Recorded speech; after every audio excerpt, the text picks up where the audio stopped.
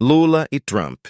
Dois líderes, dois estilos, duas visões de mundo que se chocam em um tabuleiro geopolítico cada vez mais instável. Enquanto um ergue a diplomacia como arma de transformação, o outro insiste em reviver fantasmas do passado com navios de guerra e ameaças de força bruta.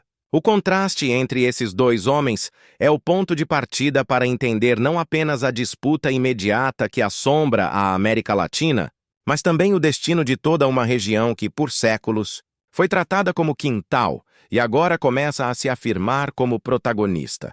Imagine acordar e descobrir que, durante a madrugada, uma frota estrangeira se aproximou de suas costas sem pedir autorização, sem consulta, apenas impondo sua presença com o peso do aço e da pólvora.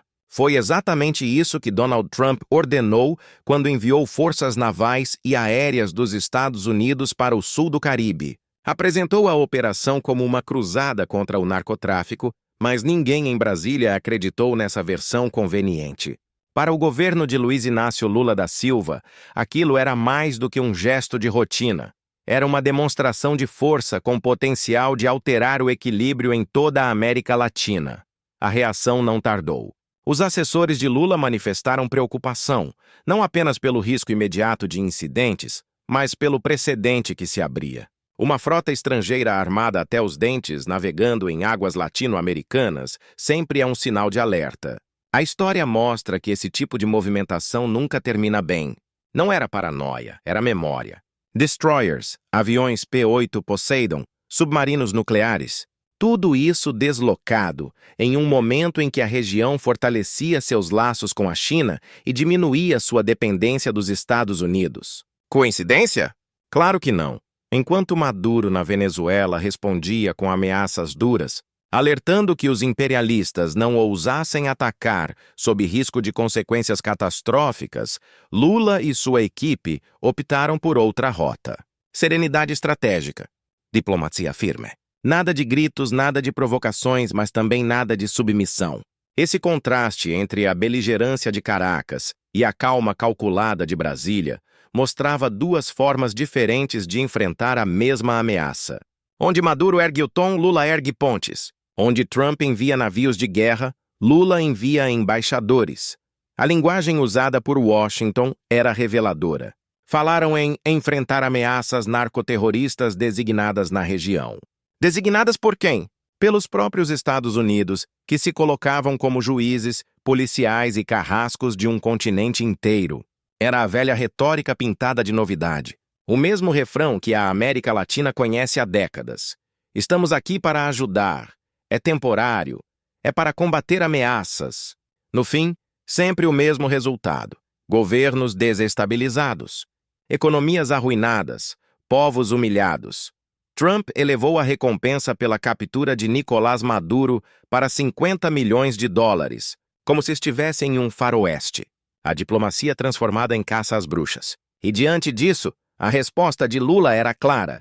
Não se tratava apenas da Venezuela.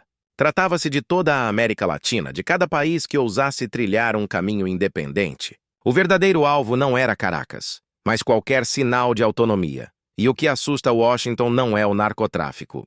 É o exemplo contagiante de independência que o Brasil representa. Se o Brasil conseguir consolidar um modelo soberano, diversificado e bem-sucedido, todo o edifício da dominação americana no continente pode ruir como um castelo de cartas. É por isso que enviam submarinos em vez de embaixadores, destroyers em vez de tratados, ameaças em vez de cooperação. Não querem resolver problemas, querem conter a ascensão de um competidor regional antes que seja irreversível. O cinismo é gritante. O país que mais consome drogas no mundo decide combater o problema enviando navios de guerra para países produtores. Décadas de guerra às drogas já mostraram que a militarização só gera mais violência, corrupção e instabilidade. Mas não se trata realmente de drogas, trata-se de controle. Trata-se de manter a América Latina submissa. Nesse cenário, Lula aposta em outra visão. Fortalecer organismos multilaterais, promover cooperação, apostar em soluções negociadas.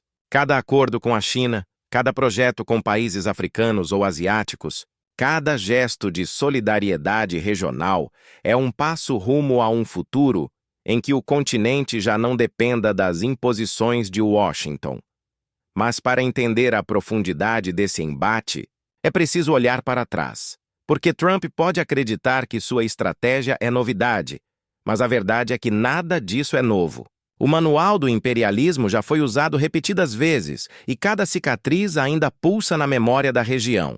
Em 1964, o Brasil conheceu esse peso de perto. Enquanto trabalhadores sonhavam com reformas de base, enquanto estudantes pediam educação e participação, a Casa Branca decidiu que era hora de intervir.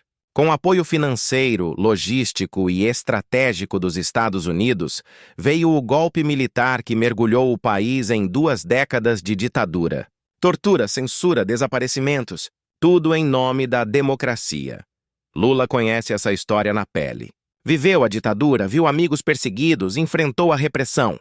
Sabe o que significa quando Washington decide que soberania não importa. Talvez seja justamente por isso que sua postura diante de Trump é tão firme. Ele já sentiu o gosto amargo da submissão e não está disposto a repeti-lo. O Brasil não foi caso isolado. O Chile de Allende, em 1973, ousou nacionalizar riquezas e propor reformas populares. A resposta foi sabotagem econômica, desinformação e, finalmente, golpe. Bombas sobre o Palácio Presidencial, a CIA comemorando. A Nicarágua invadida, a Guatemala mutilada, Granada bombardeada, Panamá destroçado. A lista é interminável, sempre com o mesmo discurso: defender a democracia, proteger a liberdade, combater o mal. Palavras bonitas para mascarar interesses cruéis. Esse passado respira em cada movimento de Trump, mas respira também em cada resistência que nasce. Porque se antes nossos povos eram surpreendidos, hoje carregam memória. Lula não olha para Trump apenas como adversário contemporâneo, mas como continuação de uma longa linha de presidentes americanos que tentaram impor sua vontade. Só que desta vez o tabuleiro é outro. Desta vez a China, a Rússia, a BRICS, a Mercosul, há milhões de latino-americanos conectados, conscientes de que não estão mais sozinhos. O passado serve de alerta, mas não de prisão. E Lula transforma dor em estratégia. Ao negociar com a China, não apenas fecha contratos, corta o cordão umbilical da dependência. Ao defender integração regional, não apenas promove comércio, constrói barreiras contra futuras intervenções. Trump, ao contrário, ignora a história. Age como se ainda fosse possível mandar e desmandar sem consequências. Esse é o erro fatal dos impérios. Acreditar que o passado é eterno. Mas cada ato de arrogância acelera a queda, e a disputa vai além dos navios. O século XXI é também guerra de moedas, de tecnologia, de inovação. O dólar, usado como arma de chantagem, já não é tão absoluto. Cada acordo em moedas locais, cada iniciativa no BRICS, cada novo banco regional é um tijolo retirado da muralha americana. A tecnologia se tornou o campo decisivo. Inteligência artificial, satélites, energia limpa, biotecnologia. Quem dominar isso terá poder real. E Lula sabe disso. Em vez de gastar trilhões em guerras, busca parcerias para pesquisa, universidades, inovação. Enquanto Trump ergue porta-aviões, Lula ergue laboratórios. É nesse ponto que o jogo fica mais perigoso. Porque quanto mais o Brasil avança, mais se torna alvo. Para Washington, não é apenas sobre a Venezuela. É sobre impedir que o Brasil seja exemplo de independência real. Porque se o Brasil provar que é possível crescer sem pedir permissão, outros seguirão. E aí, a hegemonia americana desmorona. Trump aposta em destruir. Lula aposta em construir. E a história mostra. Destruir pode até causar medo, mas não gera futuro. Construir gera raízes, gera esperança, gera dignidade. Quem está realmente cercado? A América Latina alvo de sanções? Ou os Estados Unidos, obrigados a gastar bilhões para conter o inevitável? O império se desfaz diante de nossos olhos. E no clímax, o contraste explode. Trump representa o passado que insiste em sobreviver. Lula representa o futuro que já começou. Um grita, o outro negocia. Um ameaça, o outro propõe. O choque dessas visões define o destino de milhões, mas nenhum líder resiste sozinho. O que dá força a Lula não é apenas sua diplomacia, mas a consciência popular.